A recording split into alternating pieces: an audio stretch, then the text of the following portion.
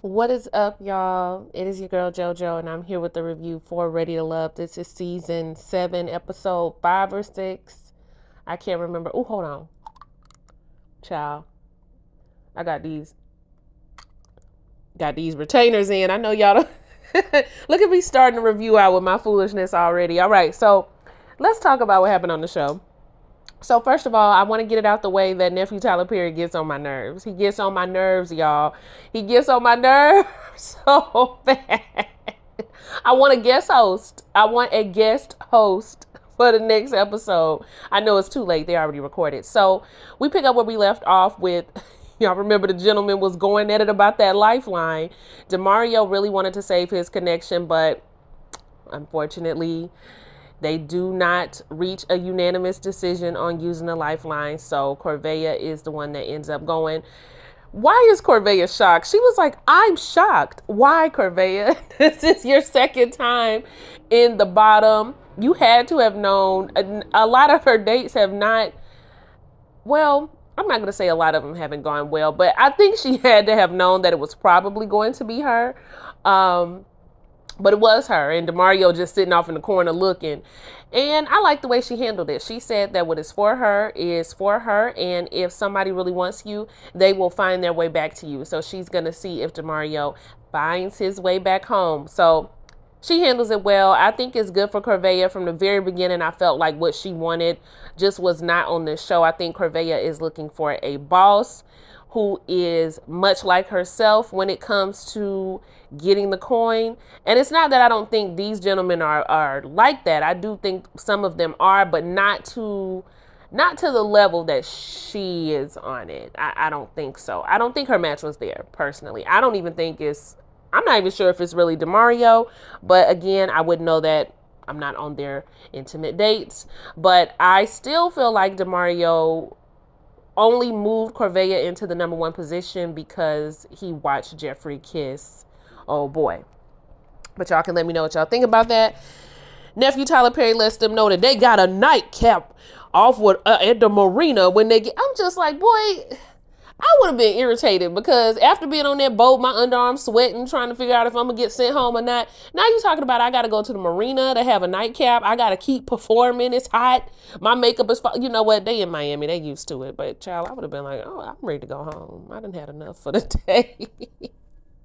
All right, so they get off the boat and they go to the Hard Rock.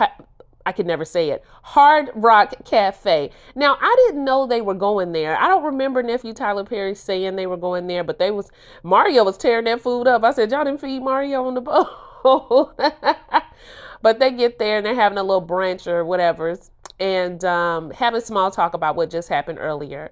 And I'm going to try to just skim through it. So they're talking about how eventually, I think it was Tony that said it, they're all going to get to that point where they want to use the lifeline. Demario is a little irritated because that was his top connection. And even though he does feel like a lot of the ladies like him, he's not really sure who is going to be in that spot that Corvea was in. They end up talking about Mark Anthony and Sue-Ann and Marcy. They end up having a conversation about how Sue-Ann said that she was a mix of Rihanna and Claire Huxtable. That is an interesting combination, but it does sound kind of like a lady in the streets, freaking the sheets. That's kind of what it sounds like, but maybe there's more. I'm sure there's more. And then Marcy says she's a combination of a bunch of people, but she really, really, in her everyday life doesn't want to let Beyonce down. I said, are you buying the concert tickets, sis? Because they about to come on sale. Keep your eye out for those. Yeah, y'all, just nothing. Just a lot of small talk. What we really get to, though, is the conversation with Sue-Ann and Blake. Blake pulls her to the side to see how she's doing and to check on her. And Sue-Ann says that whole thing with Jeffrey really just blew her. She felt like she was at the Thanksgiving table with the adults and somebody from the kids' table came over and tried to get in the mix. The way that Jeffrey was acting. She tells Blake that there are certain situations that you just can't solve. And her natural way, is to go in and kind of advocate and try to problem solve, and she probably should not have done that.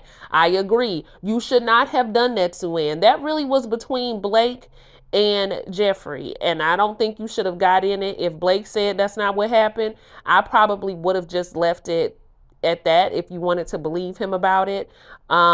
I don't think I would have had a conversation with Jeffrey about it, but I see what you were trying to do. I just don't think I would have done it. Um, I'm still confused about their conversation only because that is something that is very, I'm trying to figure out how you would get that confused, because Blake says she's outright lying. And I'm trying to figure out how she would just outright lie about something like that, like with no lead into it. Although, with honey, men lie, women lie, numbers don't. So that's all we do know. I guess we would have to see. There's no playback because they were on the phone with one another. So it's really his word against hers, her word against his. We don't really know. But what do y'all think happened? Do y'all think Blake said it? Do you think she got it confused? Do you think it's somewhere in the middle? Let me know. All right, so Cynthia takes Anthony on a date, y'all. Cynthia's so fine. She is a very good looking woman. I was like, wow. I mean, everything, skin, hair, body, style. She was just very pretty. But anyway, y'all, Anthony comes in, he looking nice. She said, oh my gosh, she just like, it was like the Mario coins for her. I said, okay, Mario coins. So, they get there. I thought he looked hot. Like hot. I didn't know what the temperature was. He took that jacket off quick though. I think it was hot, but he did look good.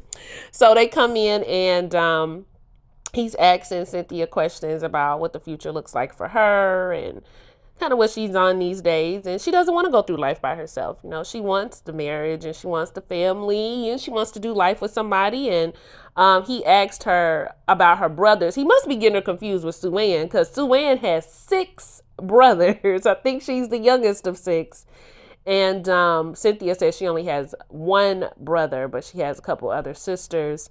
Her other sister just got married and she caught the bouquet. So Anthony said, oh, that means you up next. And she said, hopefully, because she really wants that for herself. For his future, he wants the same thing. As he gets older, he just gets excited about having those things in place in his life. And, maybe another Anthony are running around. I'm thinking maybe not. But whatever we agree on is what Cynthia says. So maybe she interested in popping one more out. She better than me. She better than me. I say that like I got some. But she might do it again. But their date went really well. They seemed to both like each other. They was just chinning and grinning the whole date. Yeah, so their date was cute. Well, there's going to be a couple of hot takes on this Jeffrey and Mario situation for sure, which is why I don't watch anybody else's review before I do my own. But I'm definitely interested in what other people have to say, and I'm interested in what y'all have to say. So I already told y'all I don't like when they do games like this because it always gets messy. I think if you're going to kiss somebody, it need to be in the privacy of your own date, because she looked uncomfortable even doing it. But I think it was because it was in front of the group. She would have did it, child, if it was a one-on-one date. But listen, y'all, when you go on dates with people, sometimes you kiss them. Like, I don't know. I'm not really sure if people are actively in the dating market. I am, but I'm not, but you know what I'm saying? But I'm not going to sit here and act like I haven't been on a second outing with somebody and we kissed. Like, what? I mean, I'm not going to sit here and act like that has not happened. So I don't really know. It's almost like, on the one hand, I can see why somebody would be like, okay, I don't really like the way she's moving. I'm not dealing with it. But on the other hand, I'm just like, we are adults and these type of things do happen. She didn't show her coochie, or I don't know. I'm kind of on the fence with this, but I do think that if Demario feels some type of way about it, and if that's not the type of woman that he wants to be with, I think he's well within his right to be that way. And if Corvea wants to plead her case, I think she's well within her right to do so as well. I don't think that means that, well, I'll get to this at the end. So when they get to the coffee shop, Demario is already irritated. You can tell when he sits down. And so Jeffrey was just like, I was trying to check on you and talk to you on the boat, and I was really disappointed that we didn't get to talk that much. And Demario was just like, well, you were occupied. And she was like, I was occupied the whole time. I wasn't occupied. And he was like, well, you was occupied. We played that game and then you look like you was occupied. Just say what's on your mind, honey. So he finally says it. I was irritated about you having that kiss. You basically kissing randoms. And she was just like, well, that wasn't really a random. I've been on a date with him and he applied pressure. You apply pressure to who you like. And he was doing that on the boat with me. He was talking to me. He was showing me that he liked me. You were walking right past me on the boat. And this was before the kiss. That's what I feel like that's what never really got discussed or got put out there, because Demario kept saying, well, after that, I wasn't really on you like that. And she was trying to tell him, but prior to, you weren't really on me like that either. You weren't trying to show me any attention either. And so Demario doesn't really care. He feels how he feels, and that's fine. Jeffrey does try to, say what she needs to say, but I think he's already where he's at with it. It doesn't really matter what she says. But she did say that he was one of her top connections. She wasn't sure what was going on with him, but now she just kind of sees that he isn't the person that she thought he was.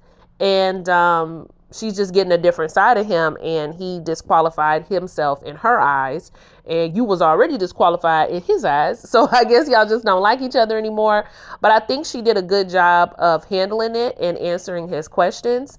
And I would have probably asked Demario, if Corvea would have had the ticket and wanted to kiss her top connection, would you have turned it down? Because he says that Jeffrey could have turned the kiss down, or she could have said she didn't want to do that question. That's true. She could have done that. She didn't want to. She went ahead and she kissed the person. And that's fine. If that's something that Demario doesn't want, that is absolutely fine. I really think the reason why he was so irritated is not because she kissed somebody. It's because she did it in front of other people, and he don't want to look like no sucker. Because now everybody knows that she kissed Mark Anthony. So yeah, that's just what that is. They are a done deal. What did you guys think about that conversation though? What do you guys think about the whole kissing randoms comment? And then Demario says, and this is how I know that he was about to play it petty. He says that it's already red flags with Jeffrey because, one, he hasn't seen her without makeup. Have you seen any of these women without makeup? And if so, where? Number two, she doesn't take criticism well. And then he said that she was kissing random. So I was just like, I don't know, Demario. That first comment, I don't know. Something about the way he said that first one, I ain't seen her without a makeup. It gave me, I'm always leery of men who start talking like this. They just, I don't know. It's just something about it. It's giving something else. But I don't think he's seen any of these women without makeup unless he woke up in the morning with them, unless they FaceTime in the morning. Other than that, I don't know if you've seen it, bruh. But anyway, y'all, that connection is over. And Demario, you better figure out what you're going to do, because if not, you're going to be on the chopping block next. Y'all, I'm still watching it, but what is wrong with Blake? I don't know. He said because he was sitting so close, but his face during the sound ball, that man looked, do y'all remember how Kid looked when his daddy had found out that he got a no home from school, and how big his eyes would get, and he had that box top face. He was laying there looking just like Kid from Kid and Play. I was like, what is wrong with him?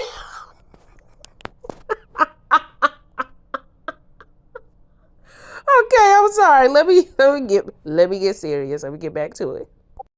All right, they could have kept this sorry double date. The only person I felt sorry for is Blue. I think they did this on purpose to try to get some stuff started. But Blake, I was impressed. Blake wasn't having it. He shut it down, and good for him. But yeah, they listened to the sound bowls first. Blake looks terrified, and then they go over and they do the vision boards. And I don't know if I've said it on here. I think I have. But if I never do another vision board again in my life, it'll be too soon. I'm not doing another. Every time I see somebody on Facebook or whatever say, I'm having a vision board party, I'll be like, please don't invite me. I don't want to do another vision board, you guys. I'm talking about, I've worked for companies and we've had to do team building vision boards, and I've been to Bible study vision boards, I've been to friend vision boards, I've been to women's empowerment vision boards. I done did a vision board for a vision board, and then did another vision board for the vision board, and I'm not doing any more vision boards. And a lot of that stuff don't even come to pass. Because I think one time, y'all, my job was too through with me. I had a little black piece of cardboard, and I didn't put nothing on there but a dollar symbol. And that was it. That's it, baby. I just want some money. I don't want to do this no more. Oh, shoot. I think, oh, God, I'm sure my coworkers were sick of me. So they do the vision boards. Marcia's vision board has a lot to do with, friends and travel and beauty and just being a girl like Marcy, basically. Blake's vision board has time on it, a bunch of watches, because time is a valuable asset to get these things of luxury that you may want. Blue's vision board that I liked, Blue's vision board had a door on it, and that door was opening up to even more experiences. I said, you better do that, Blue. You better do that. I ain't never thought to put no door on my vision board. Now, don't make me go back. I'm never doing another one. I'm not playing. But Blue had travel. He had experiences on his, just wanting to have fun in life and make the best of life with his family, with his woman, just enjoying himself. So that was nice. And of course, Jeffrey had a lot of family stuff on hers because you know how deeply she feels about her children. So this date, Marcy tries to, during the vision board process, bring up the situation between Jeffrey and Blake. I don't know who told her to do that. I don't know if she did it on her own, but you need to mind your business. Don't bring up a situation between the two of them. Don't make it a big deal. It's none of your business. And I'm so glad that Blake said, we're going to leave it alone. I'm going to keep the ball rolling when it comes to Jeffrey. There's nothing we need to talk about at this point.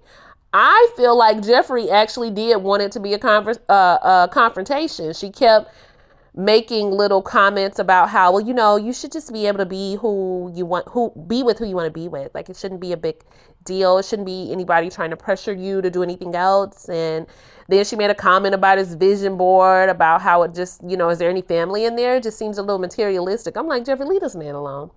Leave this man alone for real, all right? Because people are really going to start thinking that you are. I've seen a lot of comments saying that she's mean-spirited. I think she just stands up for herself. But in this situation, when she was talking to Blake, it did make her look petty and mean-spirited. Because I'm like, don't even try it. Just don't talk to each other. Makes me wonder what happened on that phone, y'all. What happened on these phone conversations? I think the main problem that happens with Ready to Love is that people start getting possessive over each other way too soon. I think that's the problem with Demario right now. And I think it is also the problem with Morgan. And I'm still watching, but I just noticed that in Morgan on the boat, you can't get possessive over each other too soon on these shows. And it's probably because they going to sleep talking to each other at night, waking up in the morning talking to each other, probably texting each other, and forgetting that this is a show. It is a dating game. Whether we like it or not, it is a game. So yeah, that date was just, I would have liked to see just Blue on a one-on-one date with somebody. But Jeffrey might be trying to sneak on over there to Blue and get another connection. I'm going to tell you, if Jeffrey don't know how to do nothing else, she going to make a connection. So it might be her and old Blue. We're going to see what happens. All right. Now that I am aware of Blake's work history, it does give a little bit more insight into how he handles himself. It gives an insight into his personality. You have to have a certain personality to be in the field of career that he is in. But I just think that's who he is, though, because he brings it with him everywhere he goes. I even noticed it when he's talking to Sue-Ann. I didn't just notice it in this date or the date with Zoe as well. But I think because Zoe was awkward herself, we kind of put it on both of them. But I really do think he has a certain way about him that's very serious, very much like interview style, very straight-laced. It's hard to feel comfortable around him, if that makes sense. I would feel very nervous with him on a date, and I probably would feel like he did not want to be there with me. I don't know if that's, I kind of feel like that's how Jonique felt.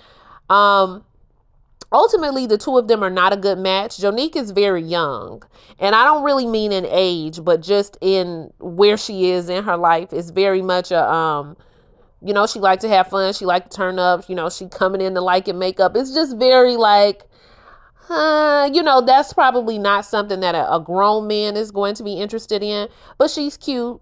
You know, if you looking to have a good time, if you still in that arrested development stage of your life, she might be the woman for you, you know, to go out with. And I'm make no mistake, you guys, there's nothing wrong with wanting to go out and turn up and have fun. Nothing wrong with that. But just her subject matter was not that great. Her conversation, again, she was trying to get some conversation out of him, but it was one-sided.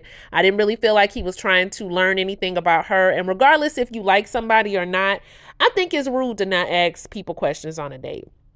I think it's rude in any type of relationship that you're trying to form with people, even a friendship. I get turned off by people who say they want new friends, but then they spend the better part of time just talking about themselves or just saying nothing.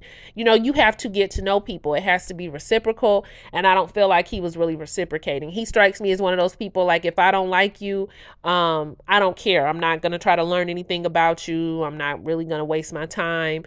I'm going to just sit here until it's over. And I have been on the receiving end of dates like that. And it is extremely uncomfortable. I have actually been like, well, it was nice to meet you. It doesn't really look like we want the same things. So I'm going to cut my losses here and cut yours as well. I hope you have a good night. You know, it's no point in just sitting there being awkward. And that's kind of what the two of them were doing. But yeah, Blake, I don't know. It's something about him. And I'm not, I don't want to sound like I'm down on him, you guys, because some women might be able to get him to talk and open up like a Sue-Ann. But even with the two of them, the conversation is awkward. So it's an all the time thing. It's better with certain people, but to me, it looks like it's all the time. And I don't know. I wouldn't be able to. I don't know how I would converse with him. He probably does converse a lot on things he's extremely interested in, but for the most part, it just looks dry. Jonique, I think you have a lot of growing up to do. I think you're a very, very sweet girl. I don't know if any of these gentlemen, other than maybe London, are the type for her because of where she's at in her life and where a lot of them are trying to possibly be in their lives. Tony would take her though, but Tony would take anybody. So let's talk about him and Morgan. Morgan, that little thing you're trying to do to make Tony jealous, it doesn't work. A, y'all too old for it. And B, it don't work on some. You can't play a player. You see what I'm saying? You can't play a player. Tony got women all in other women back in the back of his mind. If it don't work out with you, he likes you, but the little thing you trying to do, he finds cute. He finds funny. It was no sweat off his brow. You didn't see him get worked up at all at what Morgan was trying to do with him at that table, which is bring up some of her other connections that she don't really have a connection with, child. She don't like London like that, in my opinion. Lyndon, I always say his name wrong, Lyndon like that, but she trying to act like she do.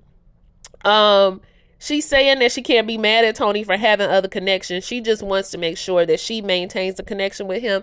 Okay, well, maintain the connection. Don't try to do this whole little I'm gonna make him jealous thing. You guys just enjoy each other's company. You can let him know that, yeah, I do have some other connections here. There's some very nice gentlemen here, but I don't want to talk about that. I want to talk about me and you. You know, you got to switch it up on them like they try to switch it up on you. I'm not a player, you guys. I'm not a player. Okay.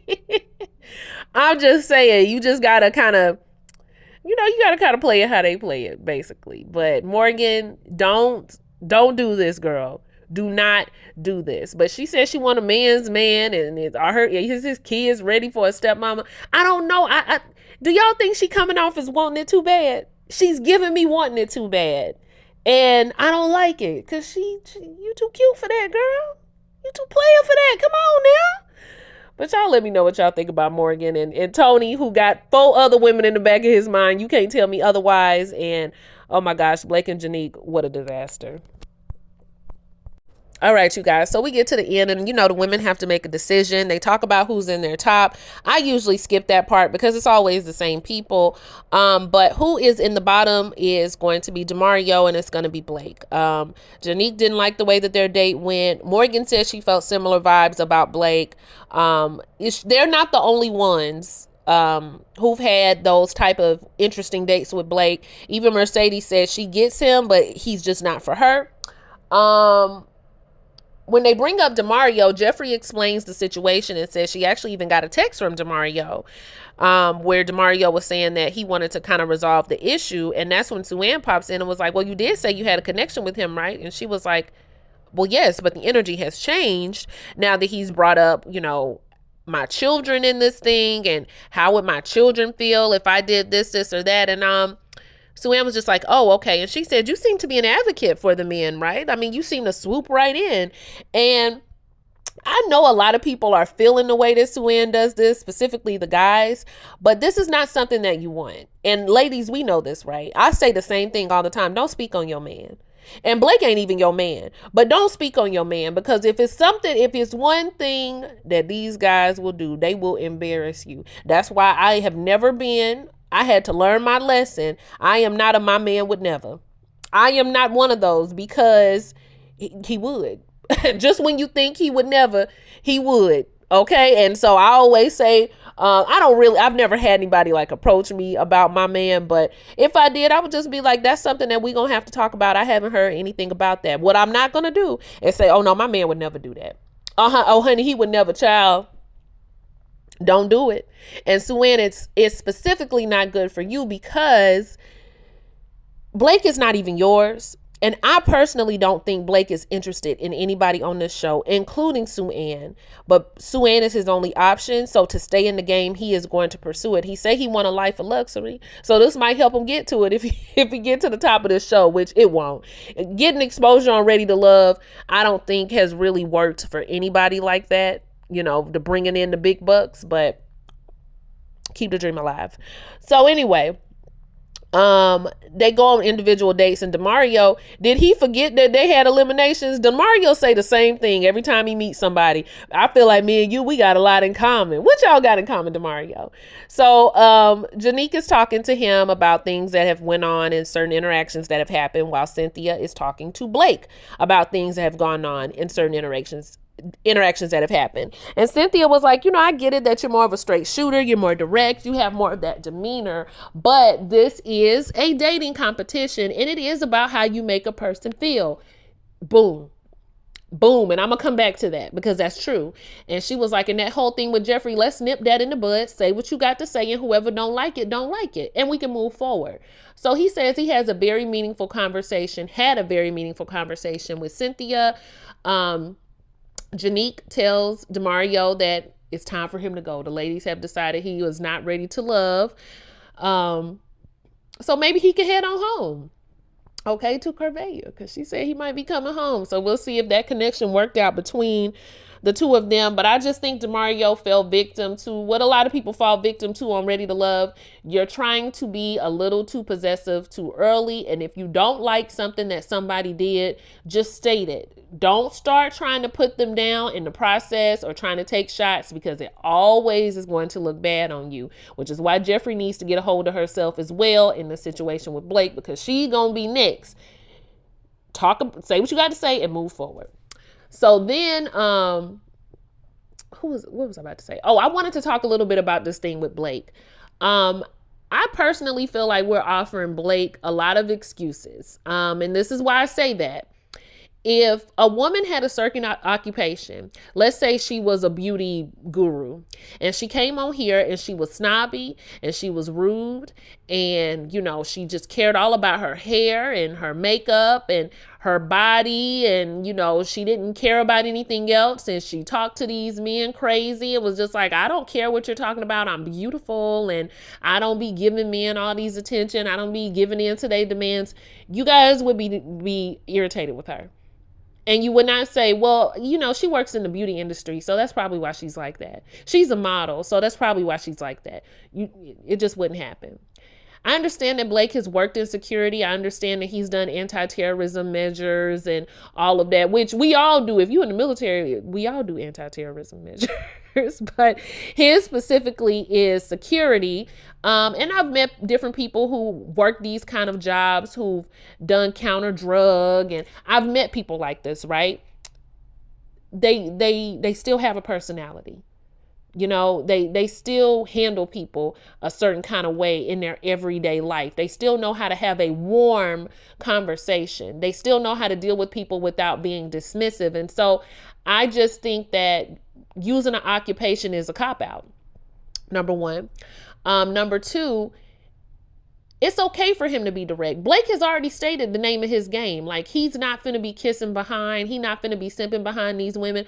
I've gone on dates with men just like him. I know exactly what he's talking about. And I don't think there's necessarily anything wrong with it. But I think there's only certain women that are going to enjoy that. You know, dating is about flattery. On behalf of men and women, we have to flatter y'all. We have to boost ego. Y'all have to flatter us, and sometimes not give in to our. I don't feel like women's egos are the same, but you know, the flattery, the letting us know we're attractive. We have to do those same things to each other, albeit in a different way. Those are things that need to be done. When you are a man or a woman that does not want to do these things, there is a certain market available to you. I guess that straight shooter market, but everybody is just not going to like it. That's just the name of the game, especially Ready to Love. That's definitely the name of the game. And if you don't want to do it, you don't have to, but don't expect to have a lot of connections with these women. And don't look at them crazy like, oh, it's something wrong with them because they can't see beside all my directness and see that I'm really a good dude. No. No, nobody wants to dig through the way that you're trying to handle this thing so we can see that you're a good person. Just like you're not going to try to dig through my BS and game plan to see that I'm a good person. If you don't like it, you don't like it. You're going to move on to a woman who's going to give you the things that you need. And people like, oh, they need to be watching a Tony. Why can't they watch a Blake and a Tony? You need to watch both. You need to watch every man. I don't care how nice he is, good he is, how much money he got, how many kids he don't have. I don't care about any of it. You need to watch all of them. Keep your eye on them. You got to watch. Okay, you got to watch.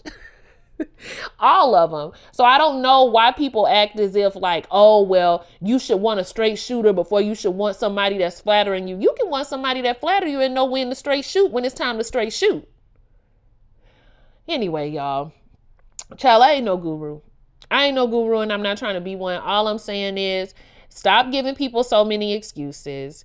And if you don't like women, just say that, because that's what it's bordering on a lot of times. And if you don't like men, just say that. But sometimes it just seems to be bordering on, I just don't like y'all and I don't think y'all deserve any type of flattery. I'm not talking about Blake, but sometimes it feels like I don't like y'all. I don't think y'all deserve no type of flattery. So anybody that's treating y'all bad, I agree with them. That's what it's given. But y'all like, comment, and subscribe. And let me know what you thought about the episode. I'll see y'all for the next one. Bye.